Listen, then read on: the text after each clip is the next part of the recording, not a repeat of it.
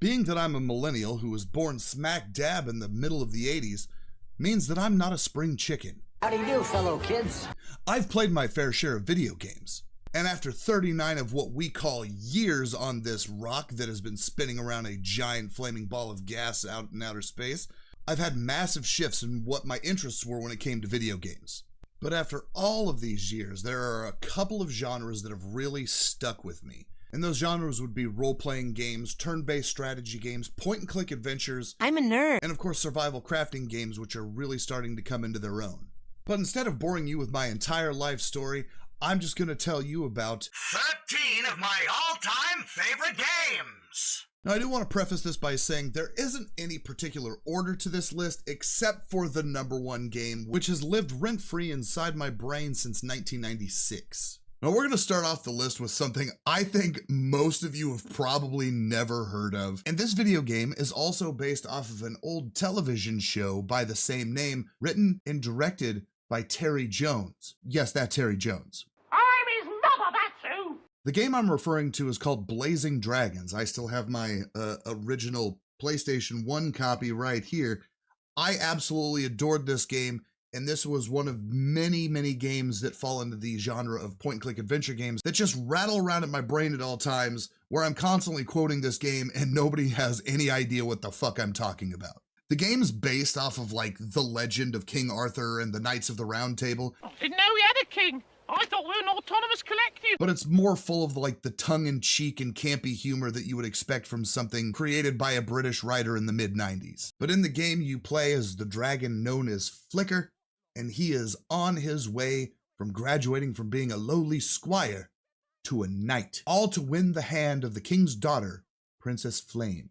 But sadly, the only way to play it now would be to get a copy off of the secondhand market, or from, how shall I say, through websites whose sole purpose is video game preservation. This man broke the law! That being said, if you can find a copy of this, I highly recommend playing it. I think you'll have a good time, especially if you like quirky, silly, goofy point-and-click adventure games. Speaking of weird and quirky point-and-click adventure games, let's move on to number 12 in the list, which is Discworld. Now, I wasn't familiar with Terry Pratchett's novels at the time when I discovered Discworld. Having discovered the Discworld game, I then fell in love with the universe that was created by Terry Pratchett and then continued to obsess over it for many years to come. In the game, you take on the role of Rincewind the Wizard. He's a bit inept. All the rest of the wizards kind of laugh at him. He's an all-around kind of like the joke around the magic school.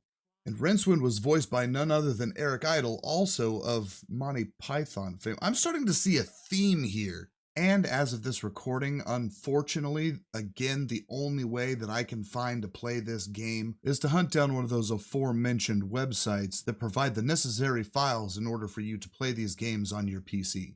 Look, he's doing it again. So let's move out of the realm of point-and-click adventure games for a moment, and let's talk about a very old RPG that I fell in love with after a friend allowed me to borrow his copy, and I became obsessed. Now, some of you might already know of this game.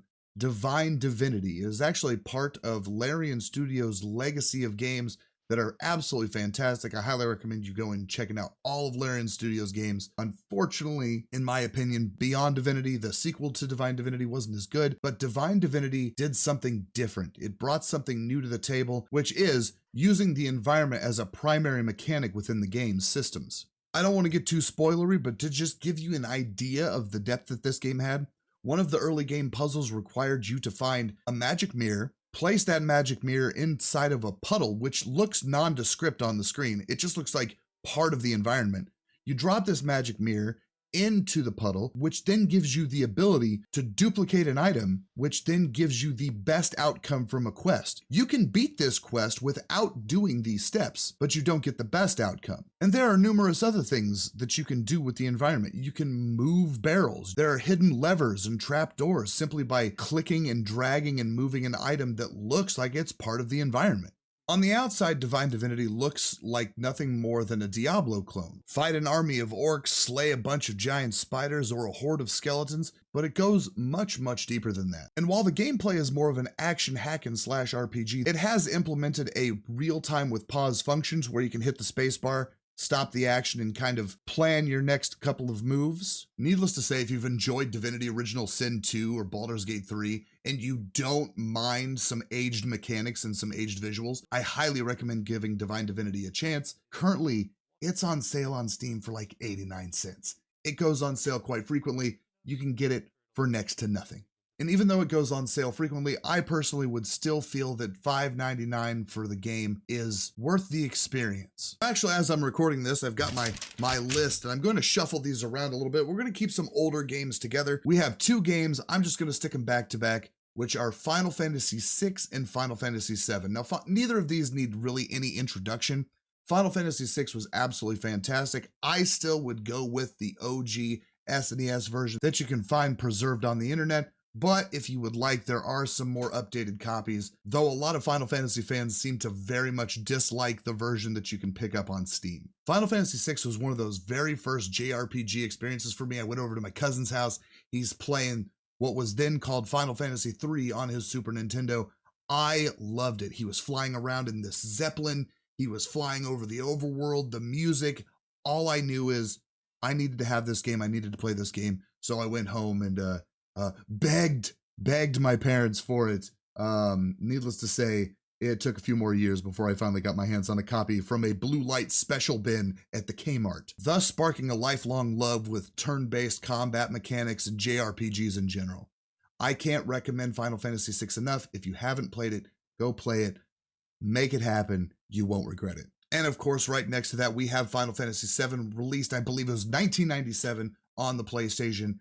Absolutely phenomenal game. It gets a lot of hate. There's a little bit of convolutedness to the story. The translation from Japanese to English wasn't the best from what I understand, but it is an iconic piece of media in the gaming industry that I think everybody should try at least once. There's also a community-made patch, I believe, for the Steam version that adds voiceover work, and from what I hear, it's actually really well done. I just don't like modding games. I don't like messing with it. I just enjoy the game as it was when it was originally released. Look, I'm old. I know there's an argument whether or not 7, 8, or 9 is better. 9 is fantastic. 8 was garbage. But we're not here to complain about the games we don't like. We're here to talk about the ones we do. Let's take a huge departure from the games previous.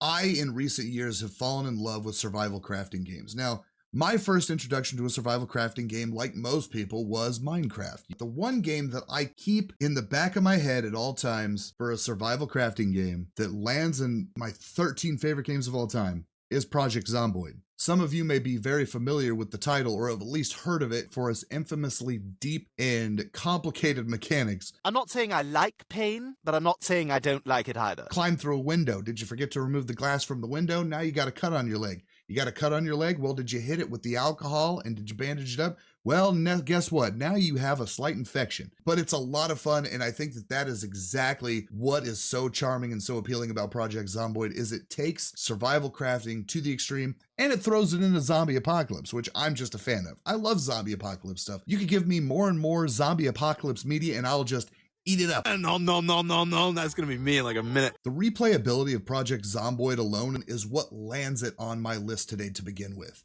No 2 playthroughs are going to be the same. While the map is static for the most part, there are things that are procedurally generated, that being the loot found in different buildings. You're never going to go into the same place and always find the same equipment. In one playthrough, you're going to find this house, and that house is going to be stocked with food. The next playthrough, that house is going to be bone dry. Each playthrough, you can play a different character. One of my favorite ways to play Project Zomboid is to just hit the randomize button and go. But if you're looking for an easier, more streamlined playthrough, build your character. There's some fantastic Project Zomboid character builds out there that allow you to pretty much min-max your skill points, creating a damn near unstoppable force in the zombie apocalypse that is Project Zomboid. But don't get it twisted. Project Zomboid's tagline is, "This is how you died," and it's there for a reason. Because as any Project Zomboid veteran knows, the longer you go, the worse it feels to lose that character. But the longer you go, the more confident and the more arrogant you get in your abilities, and that's when you slip up, and that's when you become zombie food. Oh, can we get some rips in chat for fucking Fairley's coffee maker? Oh, Fairley, I'm so sorry, buddy. Oh, I didn't get bit though. I didn't get bit. That was close. There's a lot of these. There's a lot of those. Oh, Lord.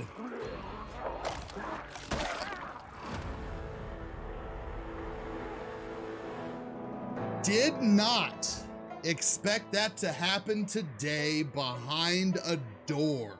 Now, the seventh game on my list today is one that I feel a lot of people might not have heard of, but it is absolutely fantastic, especially if you like turn-based strategy style combat and enjoy video games with roguelike elements. Topped off with one of the most badass soundtracks I think I've ever heard.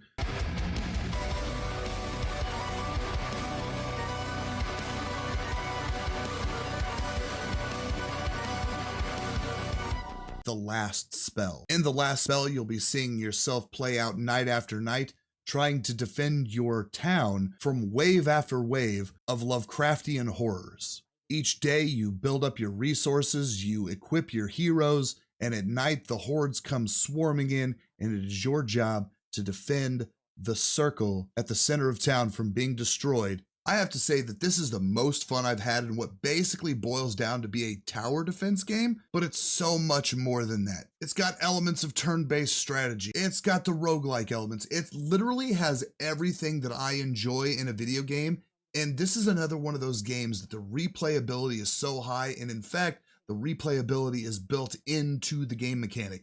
If you die, it's not game over. It's just reset, start again, but you maintain the points that you gained during your previous runs, allowing you to unlock better equipment, start out with better heroes. It is a fantastic game. I can't recommend this enough. I know I say that a lot. I've probably said that on every game in this list, but if there is one game that I think if somebody is a huge fan of role-playing games and roguelike games, turn-based strategy, if you have not picked up The Last Spell, I highly recommend it. You can pick it up on Steam, play the hell out of it, and let me know what you think. I want to meet more people that love this game. Please go out and give this developer some love. I would like to see more from them in the future.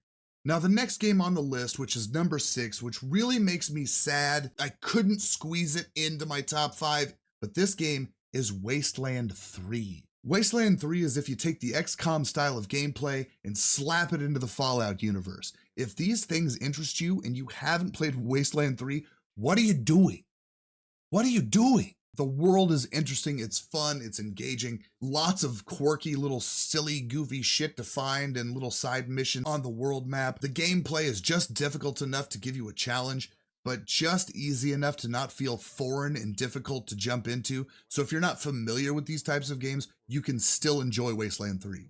I'm not the type of person that'll just sit and finish a video game. Wasteland 3 was definitely one of those that upon release, I played it to completion. No regrets, and in fact, I plan on playing it more because there's more than one ending. You'll be making decisions throughout the game that'll change the overall outcome, and I can't wait to jump in and play it again when the mood strikes. If you've heard of Wasteland 3 and you're on the fence, maybe you've played Wasteland 2 and weren't sure about it, I would like to say Wasteland 3 is a vast improvement over Wasteland 2, and if you need a little bit more convincing, I do have a review of it, and you can find that right here. Now, before we get into my top 5, I just want to say thank you so much for watching the video up until this point, and please hit all of the buttons with the things with your little clicky click finger. Please the algorithm. It helps me out. I greatly appreciate it. At number 5, it was really hard not to put this further up on this list, but this game influenced my childhood so much and is the predecessor to one of the top games released back in 2023. That game being Baldur's Gate 1. The very first Baldur's Gate. I still have my original copy. I still have all the discs, though this container has probably scratched them to hell and back. I first heard about Baldur's Gate from what I believe was either an Electronic Gaming Monthly or PC Gamer magazine, which came with a demo disc, that demo disc being entirely taken up by one demo, and that was Baldur's Gate 1. We got the first couple areas of the game. I remember installing this demo. It was like 500, 600 some odd megabytes. And I remember thinking at the time, like, damn, this is going to take up most of my hard drive space. And it's definitely experiences like this that make me wish that more companies would still practice the art of giving us a demo to try before purchasing the full game. Because what I experienced on that demo disc changed my life forever. And in fact, it was my introduction to Dungeons & Dragons. Baldur's Gate 1 is what propelled me into a lifelong love for CRPGs. Whether they be in the style of a turn-based strategy or real-time with pause, I love CRPGs, and I have Baldur's Gate 1 to thank for that. That being said, can I recommend Baldur's Gate 1 to players who maybe have only played Baldur's Gate 3? Probably not. I would love to, and I would love for people to check out this game, but its mechanics are dated, and it is hard to recommend older games like this, especially given how deep some of the mechanics are, and without some explanation, it can be rather confusing, but once you learn these mechanics, these games are absolutely fantastic. So give it a shot, maybe pick it up if it's on sale. A company, Beamdog, has since remastered these games, and what I feel did the game justice, the only complaint I have being the changing out the game's original video files. Now, number 4 on the list is actually closely related to Baldur's Gate 1, Fallout 1. And being an old man who refuses to let go of his childhood and his past, yes, I still have my original copy of that as well. I think we have a problem. Fallout 1 is just one of those games that just sticks with you. Now, there might be some discussion about whether Fallout 2 was better than Fallout 1, but in my opinion, I just really liked the darker, grittier setting of Fallout 1, and it didn't rely on the dark humor and pop culture references that Fallout was eventually known for. And of course, this, like many of the other older games on my list, can I recommend it to newer players? I would like to. I would love to say, hey, play this, but sometimes there's just so much going on in these older RPGs that it's really hard for people who aren't familiar with these types of gameplay mechanics to pick up and enjoy. And while I'm not one to say that you're not a true Fallout fan if you haven't at least tried it, you're not a true fan unless you've tried it. And if you'd like to try it, I highly recommend picking up the copy that's over on GOG. It runs a lot smoother, though I would do a little bit of research and go and pick out some of the community patches that have been made in order to fix some of the more glaring issues with the game. But now that we've reached the top 3, this next game I feel kind of stands out on its own as it doesn't involve any actual combat. Though it is a heavily story-driven game with RPG elements, none of those RPG elements include fighting orcs or monsters, and instead involve problem solving using a very unique system of mechanics. That game being Disco Elysium. Now, if you've been living under a rock and you don't know what Disco Elysium is, it is a narrative-driven RPG where you take the role of a detective who has lost their memory and is slowly discovering not only themselves, but is also trying to solve a mysterious murder case, all the while exploring a world that is filled with its own politics, belief systems, and of course a little touch of the supernatural. This is another one of those fantastic games where your choices actually matter, and I'll tell you, some of these choices are really difficult. I highly recommend if you play the game for the first time, maybe take the route of being an asshole, be the absolute biggest piece of crap that you think that your character can be on your first playthrough, and get that out of the way. Because once you do the good playthrough and you get to know these characters and everything about them, it's going to be really hard going back. I'm trying to do the bad playthrough for my final playthrough to get 100% of the achievements, and I can't do it. I can't be mean to Kim. He's such an amazingly written character that I feel bad for being mean to him. Needless to say, you'll meet a whole bunch of amazing characters throughout your adventures in the world of Disco Elysium. And while the original release of this video game was a hard pill to swallow, and it was really hard for a lot of people to enjoy the game given that there was so much written material with very little voiceover work, but with the release of the final cut version of the game, every single bit of text in this game has now had fantastic voiceover work done. I highly recommend checking out Disco Elysium if you haven't. It is a heartfelt adventure. You're going to feel things that you weren't expecting in an overall fantastic story that I think makes this game a once-in-a-lifetime experience that cannot be missed. And my number 2 might be cliche. It is 2024. This game only came out last August after nearly 3 years of being in early access. You probably already know what game I'm going to talk about, but Baldur's Gate 3 is my number 2. There's not a lot more that I need to say about Baldur's Gate 3 that probably hasn't already been said within the hours upon hours of content that you're going to come across. But a game that has this much depth in that the developers have painstakingly put in so much effort into having answers for anything that you might throw at the game. I have to say Baldur's Gate 3 is probably one of the most, if not the most, deep and rewarding gaming experience that I've had in my 39 years of life. Because not only do you have a fantastic story, you've got characters that are believable, characters that you're involved with. And yes, I do mean involved.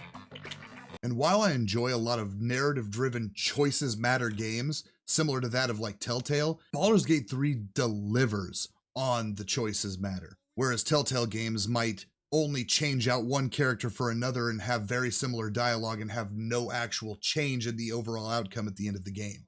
Baldur's Gate 3 has taken the idea of giving you a world and allowing you to craft your own story. And hell, there's a point in the game where you can see the credits roll and still miss 50% of the game. Baldur's Gate 3 is a fantastic game crafted with love and care for the world that it exists in by people that give a shit about giving an experience to gamers that they won't soon forget. And how can I ignore the voice acting in this game? The voice acting, the motion capture, the faces, they ooze emotion. There wasn't one moment where I didn't believe the characters when they were delivering a line. So I would really like to just say thank you to all of the people involved in making this fantastic game.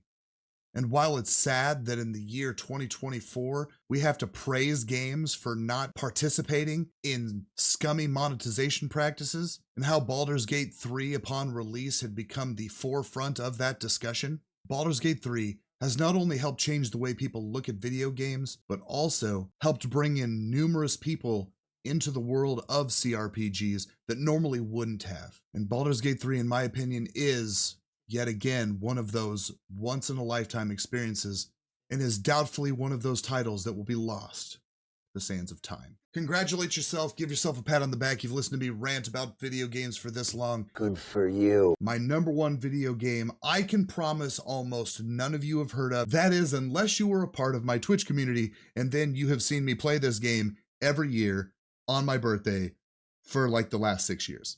And that game being Toonstruck. This game inspired a lifelong love for point-and-click adventure games. This game I hope to very soon upload not only a Let's Play of it from a previous Twitch stream, but I also want to do a very in-depth video discussing this game because, unfortunately, due to some marketing shenanigans, this game did very poorly, though it is an amazing game and deserves far more love than it ever got. Imagine, if you will, the film Who Framed Roger Rabbit, but in reversed and in point-and-click adventure game format. Toonstruck follows the adventures of one Drew Blank, played by the one and only Christopher Lloyd, who was represented in the game as a video-captured live-action character within a cartoon universe. Joining Christopher Lloyd on this project were a bunch of well-known voice actors and actors alike providing their voices to the game, which included Tim Curry, Dan Castellaneta,